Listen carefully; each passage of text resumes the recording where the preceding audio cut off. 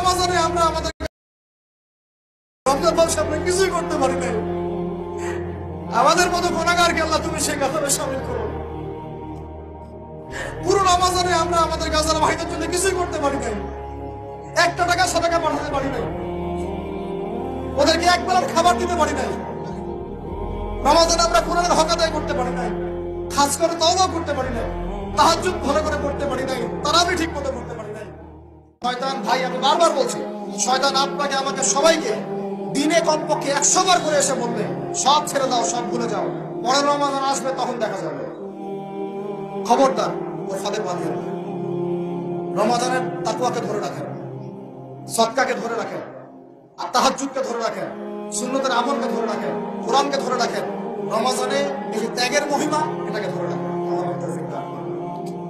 এরপর আজকে খুশি হব অবশ্যই, আশা করবো আল্লাহ পাক যেন ওই ক্ষমাপ্রাপ্ত বান্দাদের মধ্যে আমাদের মতো গুনাহগারদেরকে শামিল করে দেন। আমরা কিছুই করতে পারিনি আল্লাহ, রমজান মাসে আমরা কিছুই করতে পারি নাই। আমাদের মতো গুনাহগারকে আল্লাহ তুমি সেই কাতারে শামিল করো।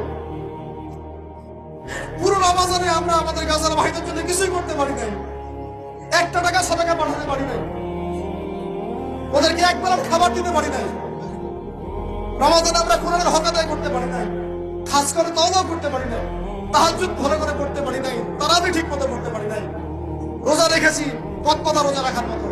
আল্লাহ যেভাবে তোমার নবী সাহাবীরা আমল করেছিলেন, এরকম আমল আমরা করতে পারি নাই। তাও তোমার ক্ষমা, তোমার দয়ায়, তোমার রহমতে আজকে আমাদেরকে ক্ষমা করো।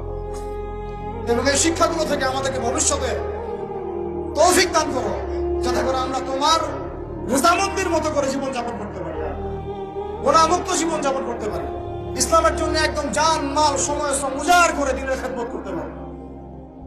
দিন ইসলামকে আল্লাহ পাকের জমিনে আমরা দুর্বল থাকতে দিব না ইনশাআল্লাহ।